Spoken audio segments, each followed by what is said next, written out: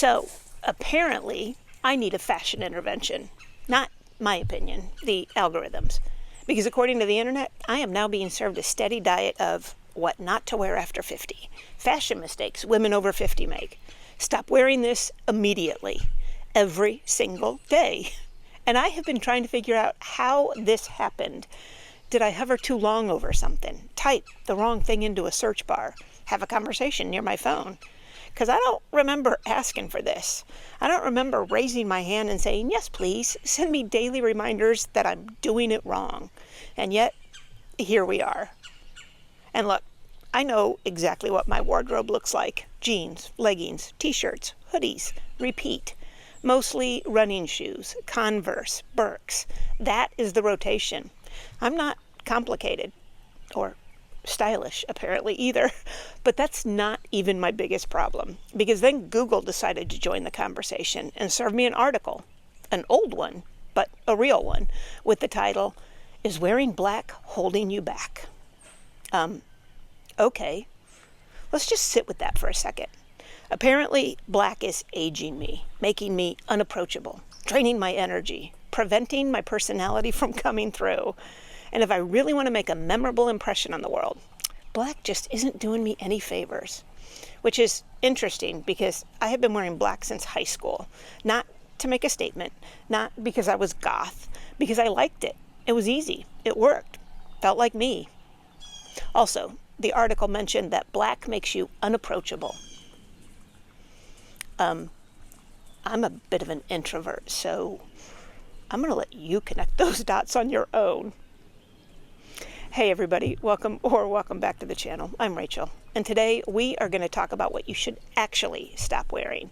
And I promise you, it's not your jeans, it's not your black t-shirt, it's the weight of other people's opinions. That is what we're setting down today.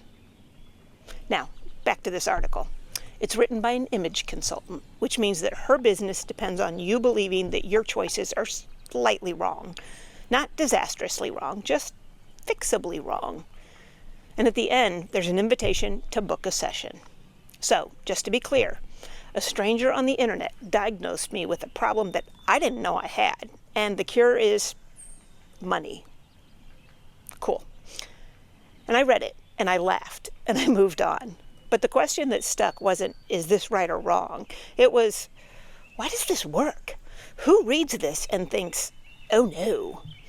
And the more uncomfortable question, have I ever been that person? Yeah, unfortunately, I have. Because this didn't start with fashion. This is just the newest version of something really old. There has always been someone, an industry, an institution, a person, who benefits from the gap between who you are and who they're telling you to be. That gap, that's the product. That's where the money is made. The mechanism isn't new, only the delivery system is. Now, I've said it before. I went to a parochial high school, navy blue uniform, every day, no variation, no expression. And the official reason was always something like community and focus and equality. But what it actually taught me, at the exact age you're figuring out who you are, was that how I present myself is subject to somebody else's approval. That someone else gets to decide. And the second that was over, black. Everything black. And I never looked back. That same instinct showed up at my wedding. We're coming up on 30 years married this year, and I still think about this. Because in the 90s, black bridesmaids' dresses were not a thing. They were not normal, they were not expected, nor were they encouraged. And we did it anyway.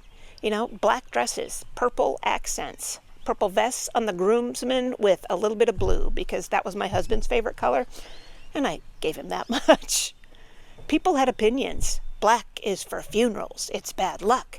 You're gonna regret it.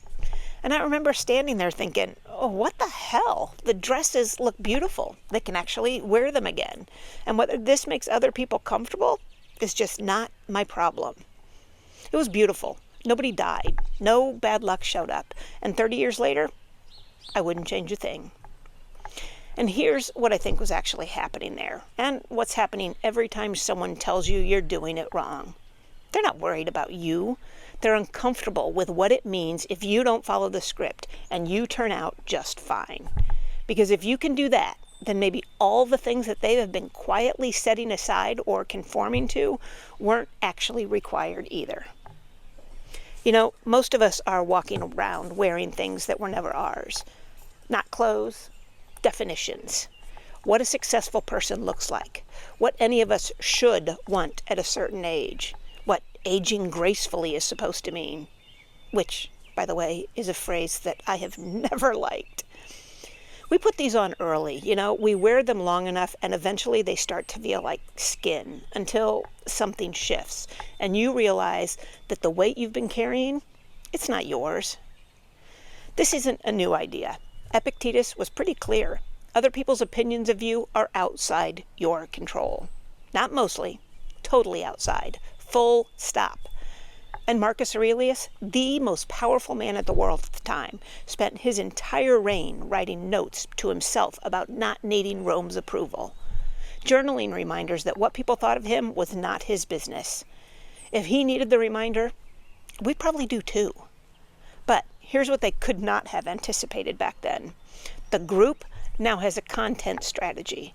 The group has a booking link. The group has an algorithm that learns exactly what makes you feel slightly off, and they feed you more of it every single day. The noise has scaled up, but the mechanism hasn't changed. So, before you let someone's opinion actually land, ask one question.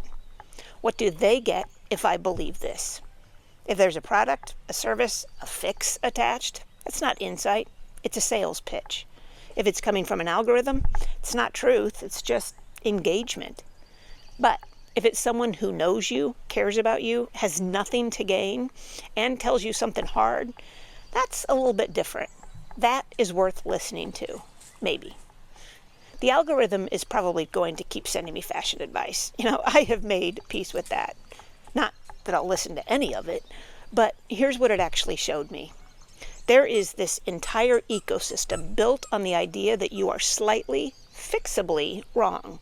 They don't profit from your confidence. They profit from the gap.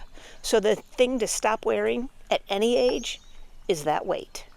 The low-grade, constant background noise telling you that you are doing it wrong, you're choosing wrong, you're aging wrong, you're being wrong. That was never yours to carry. You know, I have been wearing black since I was a teenager, right around the time I decided that I was going to choose for myself. I put my bridal party in black dresses in the 90s when people said it was a mistake. I've known who I am for a very long time. I just had to stop letting other people be louder about it than I was. Now, you know that I've got the music to go with this whole theme, too. Billy Joel wrote an entire song about this. My life. The entire thesis in 2 words. Bon Jovi had the same idea. It's my life. Different decades, same message. If you don't know either of them, or even if you do, get off the internet and go listen to it after this, because that energy is exactly what I'm talking about. The confidence to say, this is mine.